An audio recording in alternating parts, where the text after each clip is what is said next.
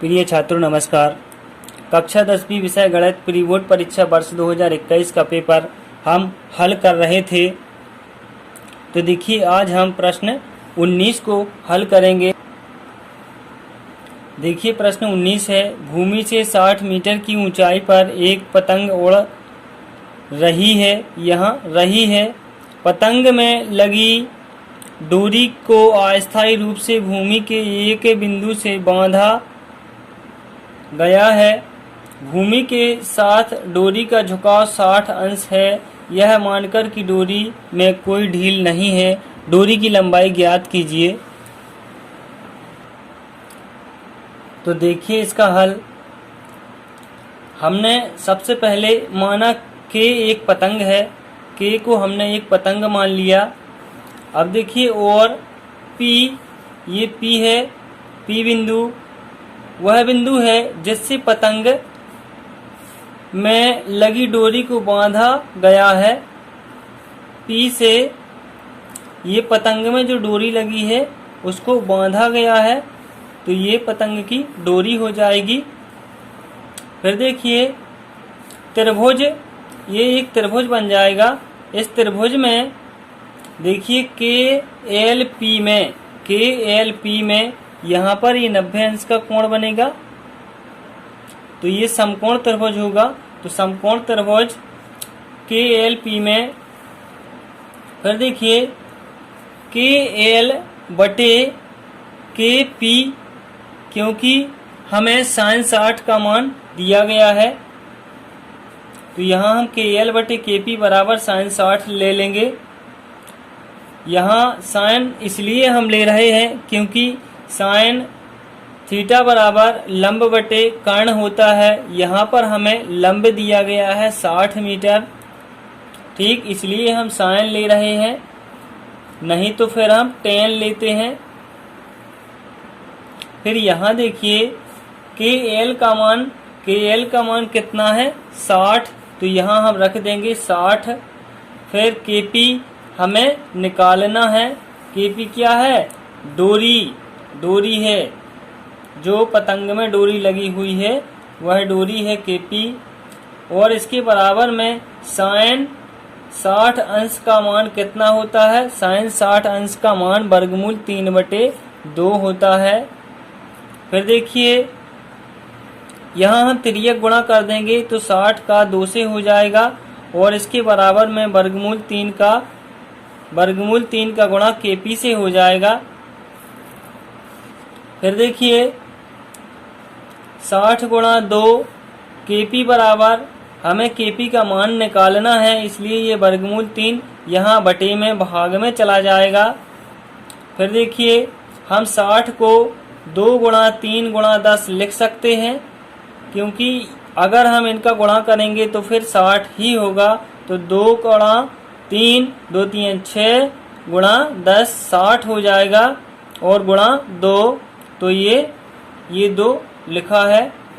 फिर देखिए वर्गमूल 3 बटे में ज्यों का त्यों रहेगा, बराबर में केपी रहेगा।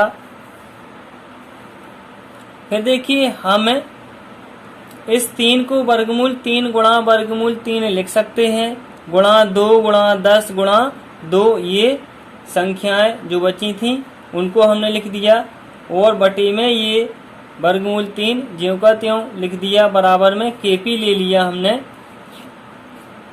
अब देखिए वर्गमूल 3 से वर्गमूल 3 तो कैंसिल हो जाएगा, ठीक, वर्गमूल 3 से वर्गमूल 3 कैंसिल हो जाएगा। अब यहाँ क्या बचेगा? 2 गुणा 10 गुणा 2। अब इनका आपस में हम गुणा करते हैं तो 2 गुणा 2 4 होता है, और 4 का गुणा 10 से करेंगे तो 40 हो जाएगा। ये √3 गुणा में है, इसलिए इसको यहाँ गुणा में लिख देंगे, तो यहाँ आ जाएगा 40 √3 बराबर केपी। यानी केपी का मान कितना आ गया? केपी क्या है? पतंग की डोरी है, तो इसकी जो लंबाई आ गई वह 40 वर्गमूल 3 आ गई। तो केपी डोरी की लंबाई बराबर 40 वर्गमूल 3 मीटर है। यहाँ हम लिख देंगे केपी डोरी की लंबाई बराबर 40 वर्गमूल 3 मीटर है।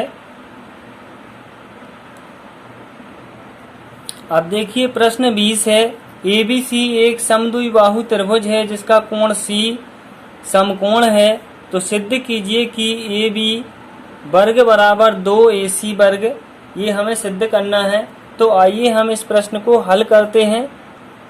तो देखिए प्रश्न में हमें दिया गया है कि त्रिभुज ABC एक समद्विबाहु त्रिभुज है। तो यहाँ हम लिख देंगे, दिया है त्रिभुज ABC एक समद्विबाहु त्रिभुज है जिसका कोण C क्या है, समकोण है। तो हमने यहाँ त्रिभुज बना लिया जिसमें C समकोण बना लिया। फिर देखिए हमें सिद्ध करना है, हमें सिद्ध क्या करना है, AB वर्ग बराबर 2AC वर्ग, ये दिया गया है प्रश्न में। फिर देखिए हम लिखेंगे समकोण त्रिभुज ABC में, ये समकोण त्रिभुज है ABC, तो इसमें चूंकि त्रिभुज ACB समद्विबाहु त्रिभुज है, चूंकि त्रिभुज ACB समद्विबाहु त्रिभुज है, इसलिए AC बराबर CB या BC, ये दोनों भुजाएं बराबर होंगी जब समद्विबाहु त्रिभुज है तब। तो देखिए AC बराबर BC, इसको हमने समीकरण 1 दे दिया।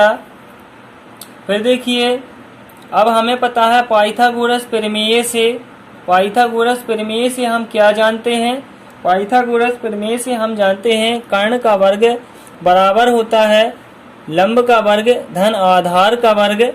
तो यहाँ पर हम लिखेंगे पाइथागोरस प्रमेय से, यहाँ कर्ण क्या है, ये कर्ण है, ये आधार है और ये लंब है। तो कर्ण क्या है, AB का वर्ग।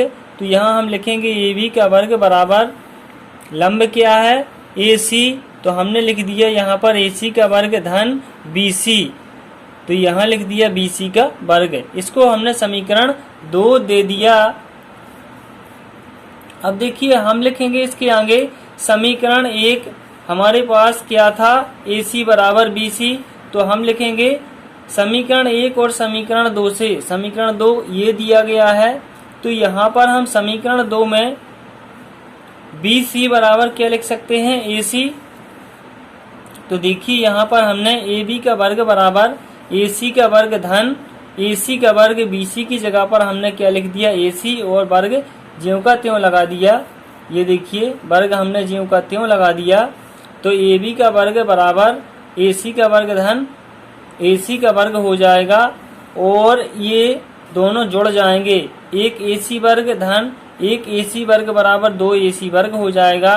तो देखिए हमें क्या प्राप्त हो जाता है, AB का वर्ग बराबर 2 AC का वर्ग।